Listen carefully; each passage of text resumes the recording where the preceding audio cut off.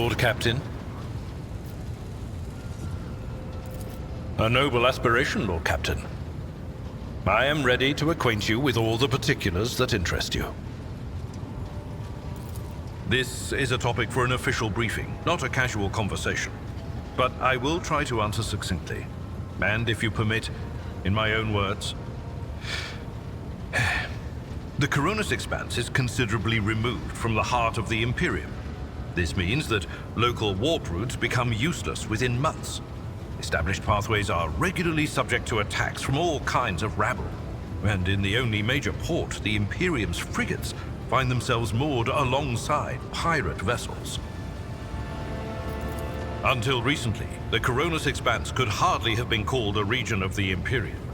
The situation has changed with the arrival of the Lord Inquisitor, but not by much. This place operates under its own rules, you see. More radical, so to speak. But ones that allow for a non-standard approach where there is a promise of victory. The Coronis Expanse is considered rogue trader territory for a reason. Only rogue traders have sufficient military might, audacity, and the rights granted them by the warrant to survive the leap into the unexplored part of the Expanse, and in the event of a successful outcome, to hold on to whatever they manage to capture on the frontier. In the first instance, you should treat official representatives of the Imperium with respect. The Expanse may be on the fringes, but it still numbers among the territories of the Golden Throne. The arrival of the Lord Inquisitor has turned the Coronis Expanse into a less wild and uncontrolled region, to the regret of some individuals who had grown inured to the local lawlessness. Rogue traders such as yourself are also servants of the Imperium. They have been accorded special rights and powers. They wield immense authority within their territory, and they enjoy absolute respect in other parts of the Expanse. The most powerful of them are Caligos Winterscale and Incendia Bastal Chorda. Tread carefully when dealing with either of them. If we are to speak of unclaimed territory, which is what Footfall is, among the scum that dwells on that handful of asteroids, there are 3 factions that wield considerable influence in the sector. The first is the Kazbala Commission, organized crime in its most primitive form. It holds sway over the Liege of Footfall and has links to rogue trader Winterscale. The second faction is an offshoot of our shining ecclesiarchy, followers of St. Drusus. They are actively building their forces and hold influence over rogue trader Chorda. And finally, the third faction, the Explorators, a wing of the Adeptus Mechanicus. They are willing to die and kill for the secrets of the ancient technological heresies that are hidden among the stars of the Coronis Expanse. You know, Lord Captain, I am no admirer of fine art. But when we next find ourselves in a civilized port, with time to spare, I will promptly find an artist and commission a portrait of the individual to whom you refer, with a hole between the eyes. Conrad Voigtveer. That he committed his treachery and escaped with his life was an unforgivable oversight. We both served Lord Captain Theodora for many years, and we never saw eye to eye. He was brash. He was never afraid of assuming responsibility, and he willingly took on difficult tasks. I am loath to admit it, but the Von Valancius Protectorate continues to reap the fruits of his labors to this day. His service always garnered my respect. But everything else about him made me want to wring the neck of that two-faced snake. If you are taking comfort in the thought that we will hear no more of Conrad, prepare to be disappointed. You thwarted his plans, his meticulously plotted and nurtured treachery. He is sure to attempt to strike at you, and he will use his contacts and knowledge of the Protectorate to do so. The only question, Lord Captain, is whether you will be able to anticipate his next steps. As you wish, Lord Captain. As you wish, Lord Captain. What would you like to know? I used to be an officer in the Navis Imperialis. No, I used to be is not quite right. It was not simply a job. It was my calling, the essence of my life. I was proud to serve Lord Captain Theodora, but in my heart and mind, I'm still an officer of the Imperium. I met Lord Captain Theodora on a mission where the Imperial Navy was providing reinforcement to the rogue traders' army on one of the frontier worlds. Our acquaintance was not easy. Working with people outside the Navy hierarchy has never been my strong suit. It was to my great surprise then that after the mission's completion, I received a referral to leave my service in the Navy and join the rogue traders' personal capsule. It was a difficult choice for me, but I saw in the offer a chance to serve the interests of humanity even more effectively than in the Navis Imperialis. You do not need me to tell you just how remarkable a person Lord Captain Theodora was. I recognized her at once as a true leader and formidable creative force, one who had built a protectorate amidst the dangers and wildness of the Expanse. You could say there was no one among the naval command who was willing to impede the wishes of the rogue trader. To do so would be to risk their own position and their relationship with Theodora. Well, the Lord Captain possessed certain contacts in the Imperial Navy, contacts which she used to request help during the conflict on the border world, and which enabled her to make me an offer that resulted in my joining her retinue. The Navis Imperialis is an ancient institution with its own mandates and muster lists. On occasion, in the heat of an official briefing or an informal discussion, I violated those rules, determined to press my point. It is challenging to choose the words to accurately express my opinion on a situation or the actions of others that do not sound overly scathing or confrontational. Many in command were inclined to view my manner of speaking as unbefitting a person of my rank. What? Lord Captain, any allegations of improper feelings or unsanctioned relations are utterly baseless and bordering on the insulting. Utterly baseless. I am a widower. I am a father of 4, and if my information is not outdated, a grandfather of 11. My family lives on Dargonus. None of my children express any eagerness or aptitude for serving aboard ship, and I would hardly have insisted that they follow in my footsteps. Of course.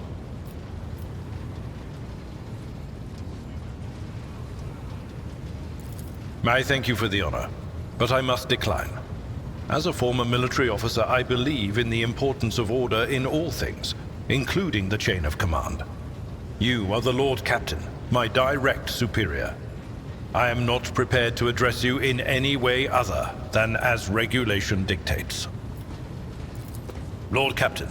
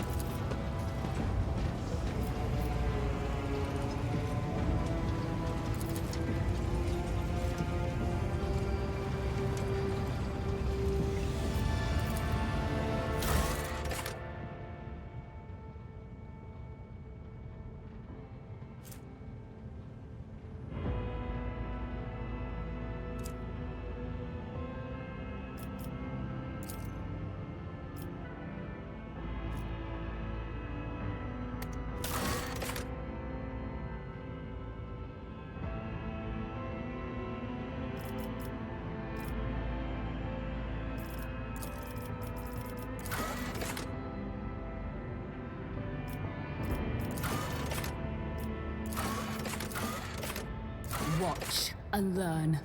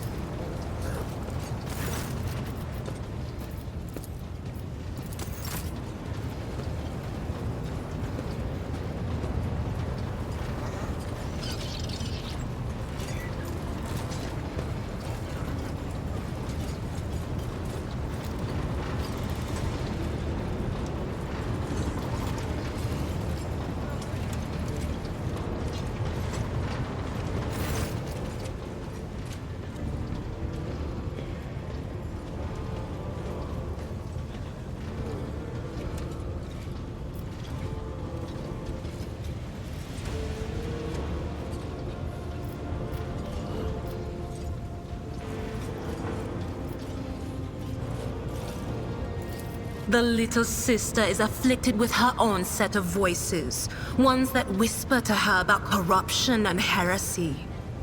The silly girl doesn't realize that if she wants to find the source, she needs to start by looking in her own head. What are you talking about, Lord Captain?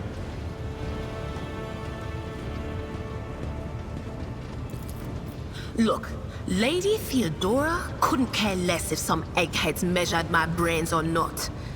It's not about the seal on your forehead, get it? It's about what's in your gut, if it's rotten or not. My gut's stronger than the adamantine on this here ship. And my implants are better than the ones they put in you on your Terra. If they weren't, I wouldn't have lived as long as I have. Lyra, an outlying world in the Heathen Stars region. In the Coronis Expanse, the deeper you go, the less visible the Astronomicon gets, and the less people know about the Imperium. The arrival of a rogue trader is the best thing that can happen to a world like that. The very best. It's an out-of-the-way planetoid between two faint stars. On Lyra, a dozen local tyrants fight over 5 measly continents. But they use everything they can to win, from poison to psychers. I haven't been there in many years, but there's nothing for me to miss. Trust me. But here on the ship is a different story altogether. I saw more wonders in my first year serving Lady von Valancius than I'd seen in my whole life on Lyra. Like my first journey through the warp, I was in bed for 3 days. I felt like supernovas were exploding in my head.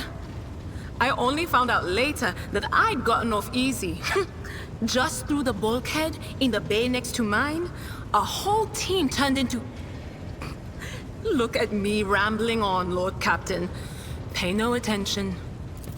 It wasn't like it was a very fun trip, Lord Captain. But look, if you want to be entertained, I'm the woman for the job.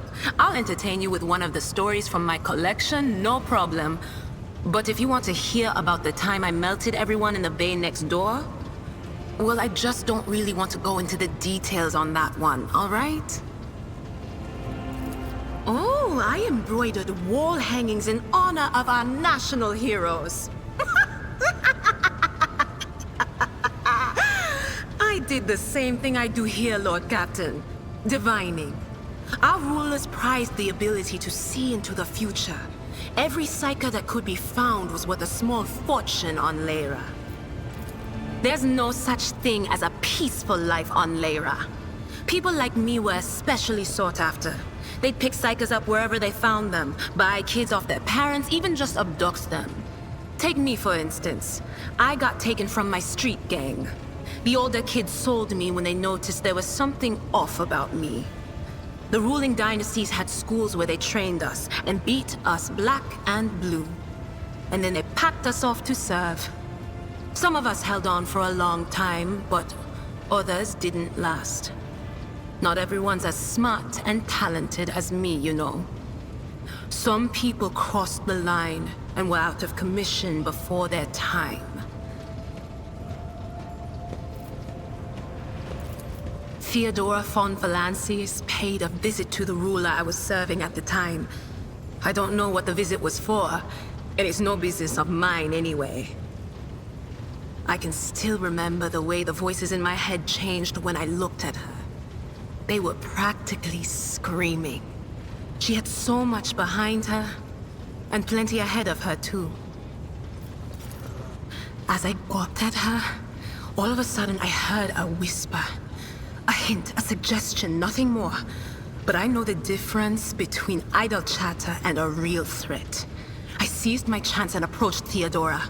I managed to whisper a couple of words in her ear before the wardens dragged me away. They beat me and locked me up. No wonder. It wasn't my place to converse with outsiders.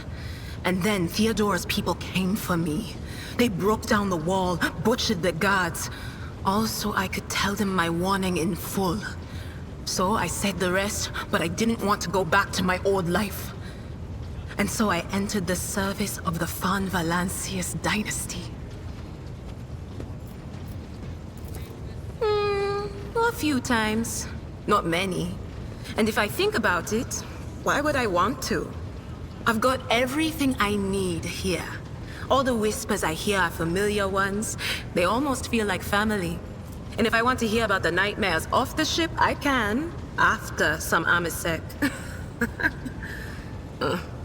But don't go getting the wrong idea. If I have to, I'll follow you to the edge of the galaxy. Of course, Lord Captain. Lord Captain, forgive me, but it would be like talking to a person born blind about colors. I could spend hours explaining, but it wouldn't make any sense to you. Every Psyker feels their connection with the warp in their own way. One person might see spots and shadows out of the corner of their eye.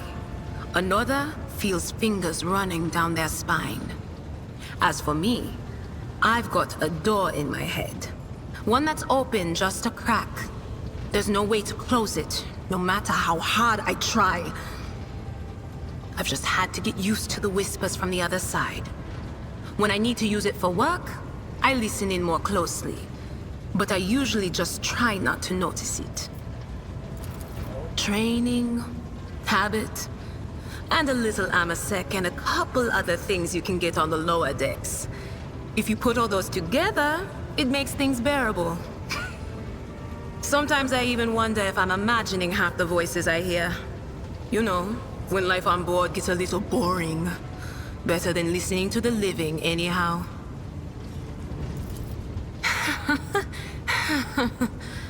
Well, if the door opens, that means somebody's planning to come in, right? But screw them. They're not coming through. Trust me.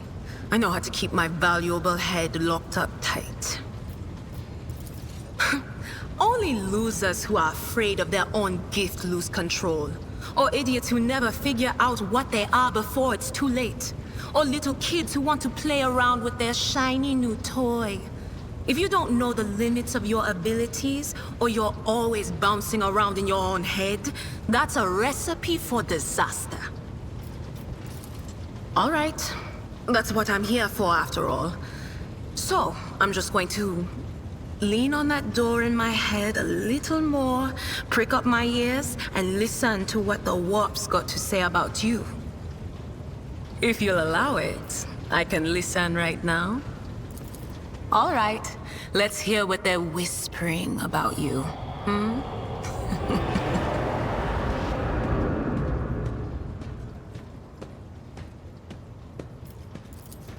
Seek not on firm ground, but in a golden hall suspended in the void. There waits a child without kin, but with a name blind to truth. She draws the brush across the canvas and does not notice that her palette is full not of paint, but of blood. And with each smear, this well does not deplete, but fills and fills up to the brim. One thing is clear. When this vessel overflows, none will remain unstained. Among the blind men and false prophets, a red-robed sage seeks the answer to a question. He does not know that it is not the answer he must seek, but the question that will draw everything into focus. Will you help him, rogue trader? But mark that sometimes ignorance is sweeter than oblivion.